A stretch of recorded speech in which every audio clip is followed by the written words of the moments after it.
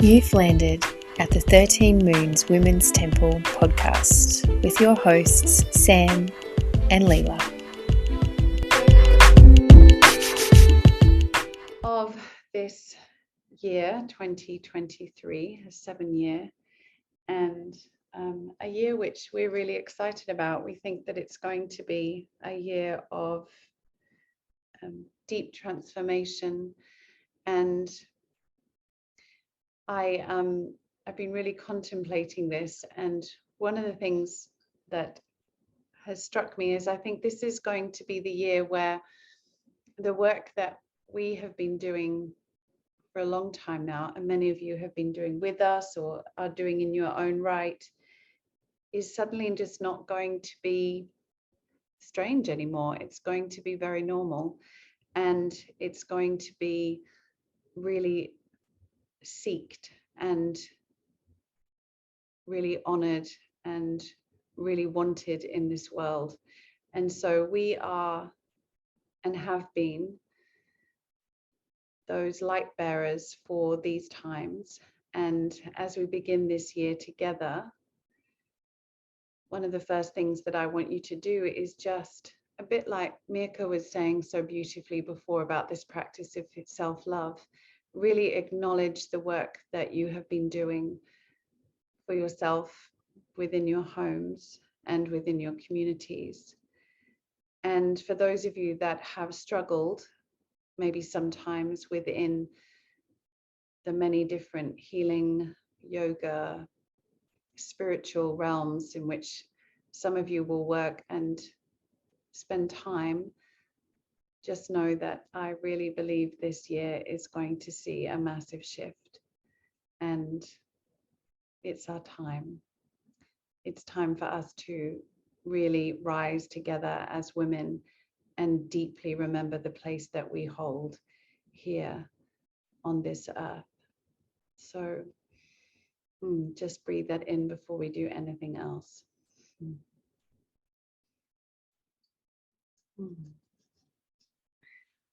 Feels so nice to be here with you all this evening. Good. Let's chat about the moon that we sit under this evening, and the stars. Stars, all of it. I just went somewhere else. I just went to the Pleiades. Sorry, I'll come back. There's a couple of things that we really wanted to highlight about the aspects of today of the moon. The first one is that it's a micro moon. So you're probably familiar with supermoons. So supermoon is, just stunning to see, and you can tell that it's a supermoon because it just appears to be so big. But a lesser known concept is this idea of a micro moon, and it just means that the moon is actually a little bit further away than usual from the Earth. And so what that does is that affects a lesser gravitational pull.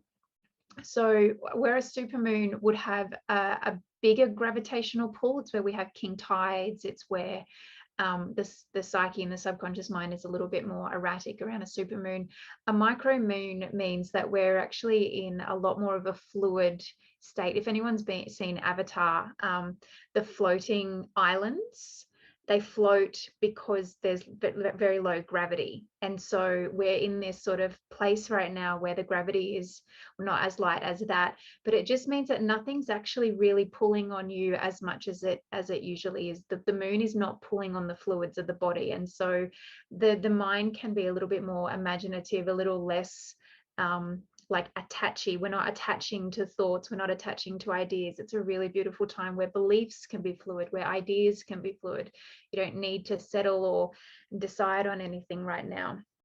And that's really good to think about in relation to the other aspects, because what we have are 3 key planets that are in retrograde. So Mars is still in retrograde. Mars is like the directional, take action, god of war, that planet is in retrograde. Mercury is also in retrograde, so our communication has become more reflective.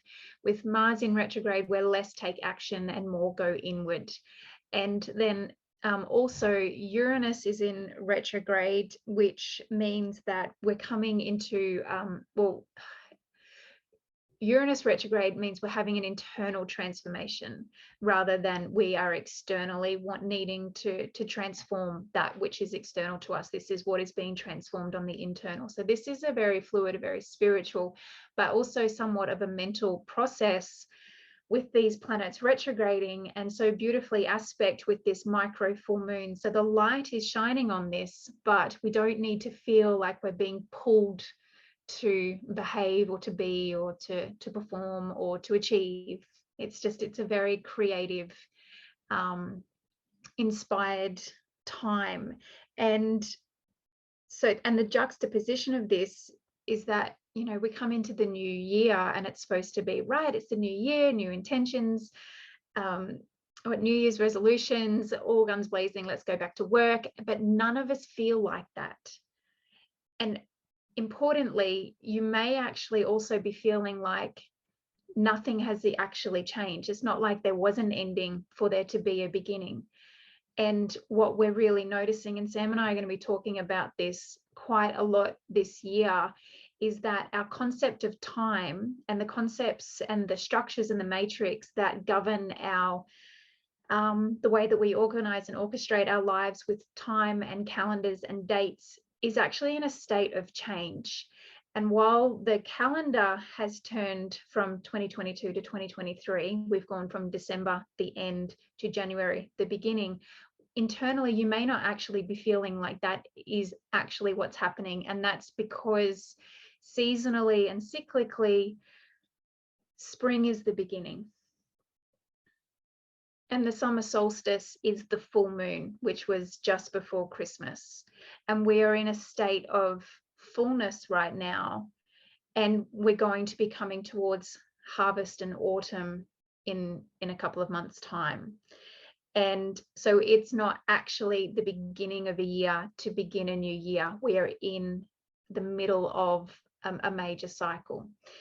And we are noticing a lot of communication and inquiry around the Gregorian calendar and where has it come from and what's governing our time. And also importantly, the Northern Hemisphere lifestyle that we've inherited in the Southern Hemisphere is not matching. And a lot of our timelines and our calendars and the names of our months don't actually match the seasons that we're living.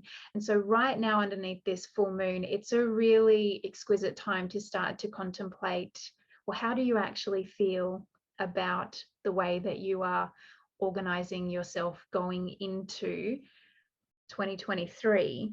And what does that mean for you? What does that mean for your values, your beliefs, how you orchestrate your home? How might you like to, you know, if this is a brand new concept to you, what is it? How is it resonating? And is it something that you feel like you might like to do anything with? You might not, and that's completely okay as well. So, and then I just wanted to also say that the moon right now is in the sign of Gemini in the sky. So the live sky moon is sitting in the sign of Gemini. Now, Gemini represents, you know, socializing, your outgoing nature. It's also quite a highly intellectual sign. And so you can take that energy in your musings and into your, you know, imagination and in your contemplation right now, and just let the intellect, you know, run wild. Like, where might that take you? What rabbit hole might your imagination start to go down? It's a really beautiful energy to tap into. But the shadow side of Gemini is that it can be quite indecisive, impulsive, and unreliable. So it is just not a time right now to actually be committing to anything, because the promises that you make, you may not actually be inclined to want to keep up with them, and therein lies that unreliability. So we sort of have mentioned that the time to actually be setting the new year's intentions or reflecting on on the intentions that you excuse me, that you set in spring will be on the next new moon. And what's cool about the next new moon on the 22nd of January is that all of the planets will be out of retrograde and we will be going full steam directional. And so that's is really something to look forward to. But this evening, and just as we sit and underneath these full moon energies for this next couple of days, it is really a time for your personal, your relationship to your beliefs, your relationship to your values, and just let that be enough, whatever you ponder on. Did you want to add anything, Sam?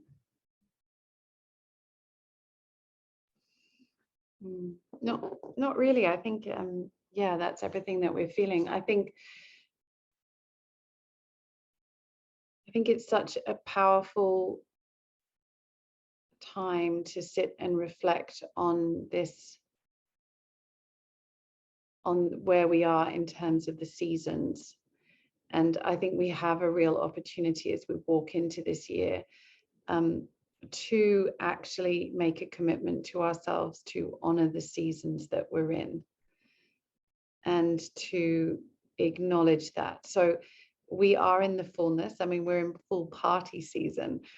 We should be, we should be out, just laying around, feeling, fully abundant and enjoy, not thinking we have to suddenly get back at it and get into the grind of things. We should be sitting in the abundance of all that we've achieved, which is why, going back to listening to what Mirka was saying, it's just perfect. It is a time to acknowledge all that you've achieved. It is definitely a time to be doing that rather than creating the to-do list, which actually just feel rather exhausting.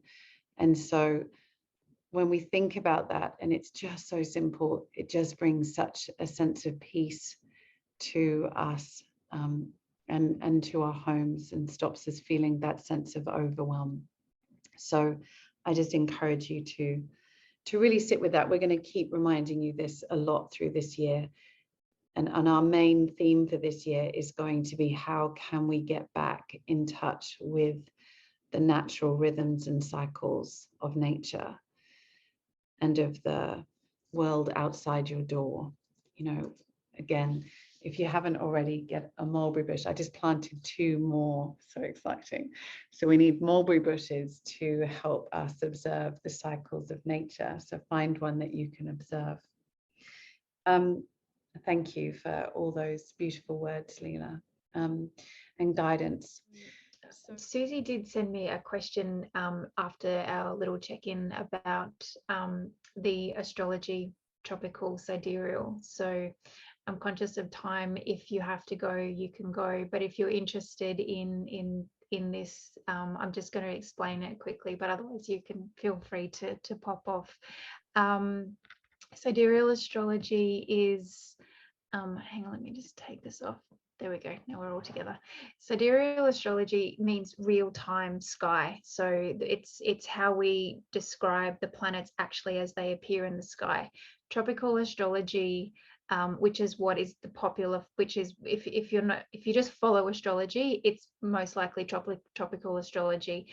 And over the course of about 2,000 years, tropical astrology has drifted so that the planetary alignment that it's talking about is not actually what's happening in the sky. And so it's about a whole entire sign behind. And so what we're doing, good night, Fiona, what we're doing in these moon circles and as we move forwards in the 13 moons is to actually teach you both, but to give you more of an understanding of how to look to the sky to have an understanding of, the cosmology.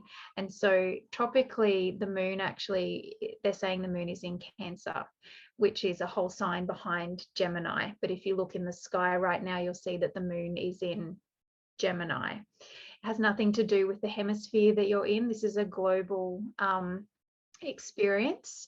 And it, to be a part of a matrix, hundreds of thousands of people follow tropical astrology. And so, there are many, many, many astrologers out there that are saying the moon is in Cancer. So there is a matrix, there's a belief that the moon is in Cancer, and that belief creates the reality that this full moon is about all that Cancer is about, which is the home, which is about the divine feminine, that, you know, that the Cancer is represented by the crab that goes into its shell.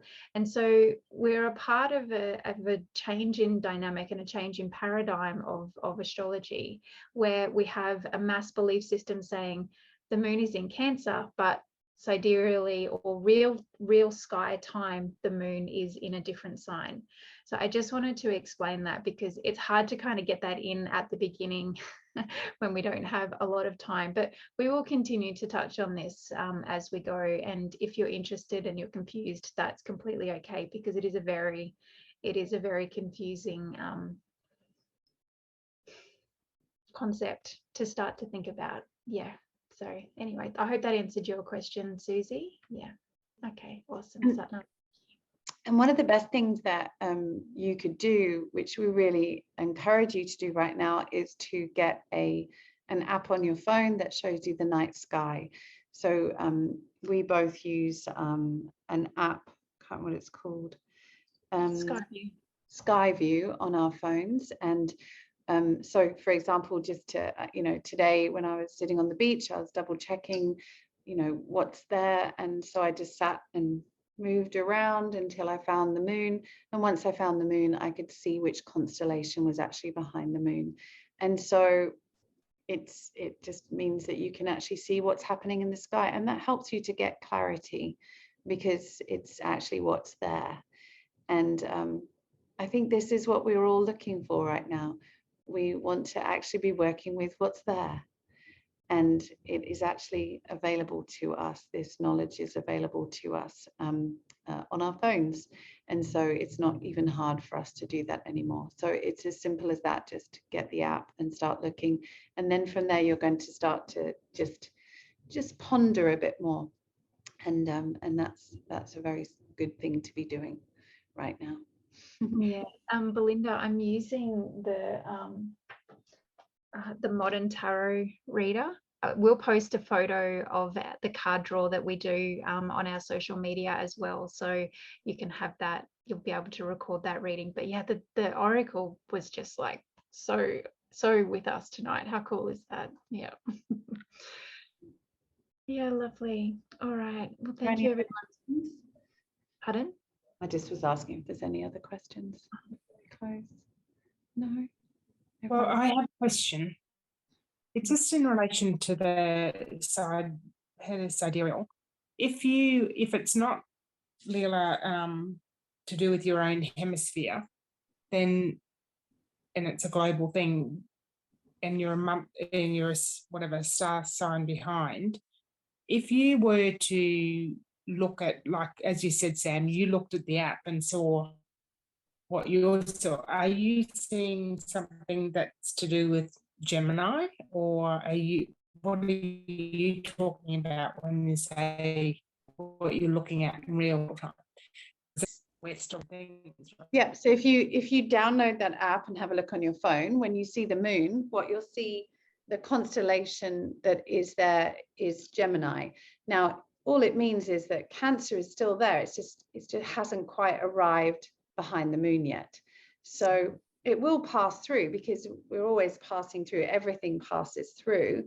It's a little bit further behind. Yeah, I took a screenshot of it earlier, but I don't know how to share it. And so, yeah, it's just that, it's as simple as that. And so it doesn't matter where you are in the world, that is what is there. And sidereal just is to do with the stars, and it just means that real sky. And that's the difference. And this is just a form of astrology. It's always been there. It's just not been as popular as tropical astrology. But what we found, and the reason that we're doing this is not to be sort of new and funky, but actually because it's actually quite challenging to sort of buck a system and start looking into different areas, but is actually because it just makes sense to us. We want to be working with what we can see and what's actually happening. A bit like I'm saying about, we should be working with the mulberry tree. We need to be understanding, what's the mulberry bush doing? Is the mulberry bush actually ripe? Has the mulberry bush dropped its fruit? Is the mulberry bush, dropped all its leaves? What is that doing? And that's the same with the sky. We want to look to the sky and actually follow the sky ourselves. We should be able to do this. We don't need to follow blindly anymore. It's all there for us to see, and we can start to work with that. And actually, even down to, if you want to just backtrack yourself even more than trusting what we're saying about what these signs mean, start to listen to what you feel at these times. That's why we come together in these circles. Record how you feel. If you do this for a whole year, you're going to start to get a deeper understanding of how you feel underneath the influence of a constellation. And that's magic. We recorded a whole podcast on how we came to understanding and deciding to follow both. So yeah, that was cool. I watched that. Yeah. Listen to me. Yeah. We'll go back and listen to it again, because it's taken me years, literally years, to allow myself to recognize what I wasn't seeing. This is not something you can just like get. So be patient with yourself, and we will always be here to help to explain and to talk it through, because it's a changing of a belief system. That's not saying that tropical astrology is wrong, but it's that there's a lot going to it, and we will actually be talking about this quite a lot this year, because it's also, why have we been following the calendar system? Why have we been following the time system? What year is it? What actually is the year in relation to history? And astrology is actually all a part of this questioning, like, well, why are we on an astrological system that's not actually saying what the sky is saying? And there's answers to all of those questions, and it's just a big unraveling of the fact that we have just been for thousands. It's the Piscean age. Over the course of the Piscean age, we've just been doing what we were told. And now we are like bang on the doorstep of the age of Aquarius, and it's just like people are waking up and going, well, hang on a second, that doesn't make sense anymore. It made sense once upon a time, but no longer. Yeah. I like Pam Gregory for her explanations on, she quotes other people's wisdom who are specializing in their own area with astrology, e.g. the dwarf planets. So talking about all of that, it's completely new, and it's like rewriting your own kind of understanding of another aspect that is only just coming to the forefront. So it's really interesting. Well, the point is, it's not new. They've always been there, but we've only now been able to see them. And that's the point. So they've only now entered into our consciousness because we only now have the capacity to see these dwarf planets. They have always been there. And so it's just people are putting their life kind of energy into talking about it. So it's like drawing on other people's wisdom with that. It's quite, it's mind-blowing. I think it's lovely. Yeah, good. Okay, lovely. That's brilliant. Thank you for that. What a wonderful full moon chat. Great little full moon chat. Good night, everyone. And we hope that you sleep well under this full moon, and we look forward to seeing some of you tomorrow and seeing some of you very soon. Much love and many blessings.